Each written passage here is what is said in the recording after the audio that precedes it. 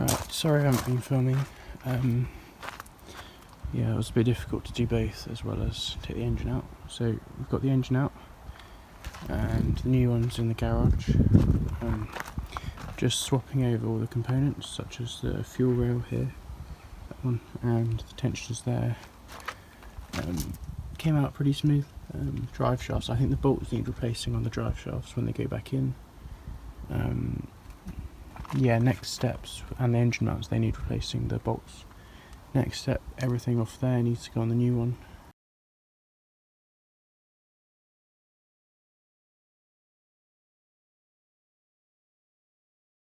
Okay, so I've ordered some spline stuff to remove the flywheel from the old one. Just pulled off this cover from the old engine and this one from the 30,000 mile engine. This one has a broken valve thing. This thing here is broken. So I'm swapping that one over. I've cleaned off the gasket of that one. Just need to clean off the gasket off here. The oil on this looks not very good. We've got a new filter for that and new oil. I was looking at the engine and I saw this and I was like, oh shit, that's not good. And but it's actually fine because if you come over to the new engine, sorry, the old engine. Sorry, the old engine. It's also here, so it's not just. It's not a fault. The oil on this is, well, even more used.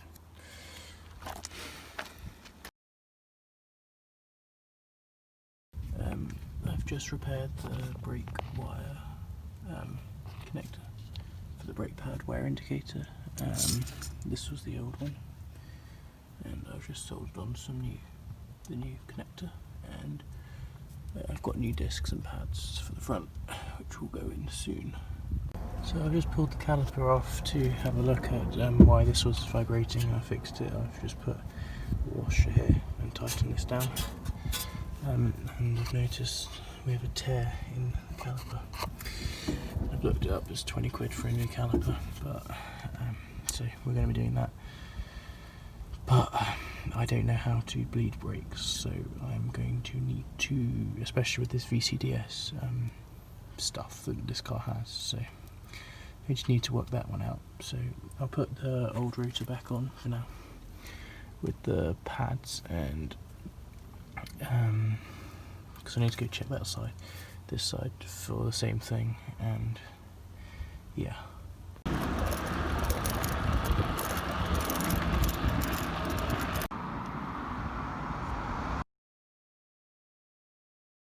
This is the old engine, gearbox, new engine, flywheel just put on. It's in decent condition, so I'm not getting it. It's a dual mass, so it can't be resurfaced. There's no like burn spots or anything, so it's good. New clutch is in the car. Just torqued down the bolts. Ran to the VW dealership to get new ones because the Audi dealership didn't have any, and they helpfully gave me the part number. It's like 8 quid for like all 6, so definitely worth doing. They're only torqueable once, so make sure you replace them if you're doing this yourself, and like they can get them overnight if they don't have them in stock.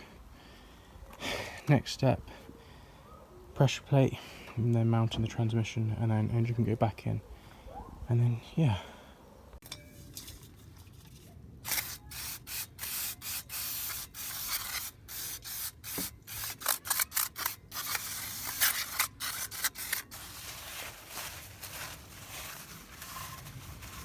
Okay, so just got the transmission mounted.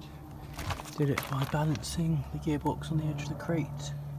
Sorry, the engine on the back of the crate, and then the gearbox on the crane, and squishing the two together. Jiggling it about so the clutch, so the shaft and the gearbox went into the clutch. Just putting the starter back on, and then get the engine back in.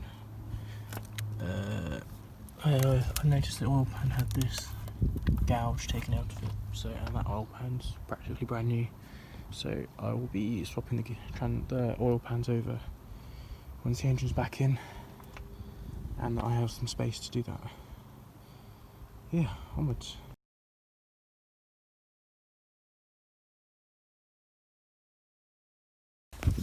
Okay, so I'm just putting on the gearbox pendulum mounts. I'll check if these need to be replaced. I think this one does. So, bolting them on. TV boots are in the right position for when we get the bolts. I'll probably put them in just to keep them in the right position. That one's there.